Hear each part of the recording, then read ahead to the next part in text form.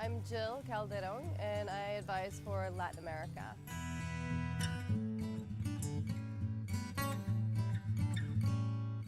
My major before then was creative writing, and after I went to Costa Rica, it basically changed my whole career path.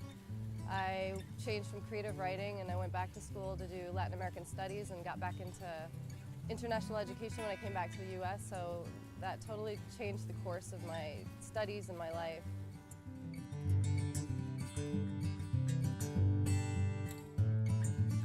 I lived in Costa Rica. I originally went there to learn Spanish, and I stayed. I wound up staying and teaching English, and then I opened up a language school, so I stayed there for 6 years.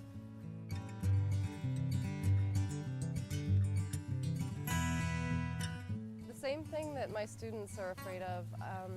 I was really nervous about my homestay, and I just didn't know. I hadn't lived in my parents' house for a while, so I thought that living in a family might be hard. But it wound up being great. They wound up totally accepting me as one of them, but I also had a lot of freedom. And that's pretty much what I tell all the students, because I think that's the thing they're most nervous about.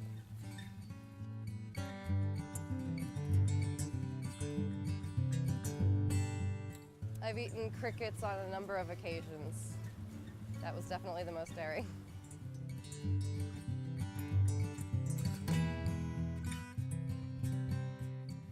I was abroad for about 1.5 years at one stretch, and I realized after that 1.5 years that I hadn't spoken English in a really long time, and I didn't really miss it, and I didn't really miss the United States. I felt like I had totally become part of the culture where I lived.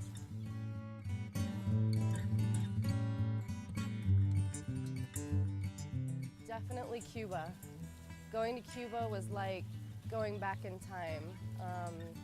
There aren't any cars there before that weren't made before 1959, and there's no advertisement essentially. There's no advertisement on billboards, it's all political slogans. There's no advertisement on television, on the radio, and just talking to people in Cuba was like talking to people from another planet almost, because they had none of the same influences that people in Latin America have. They're incredibly educated about what's going on in the world, yet they had a completely different perspective. It was a fascinating country.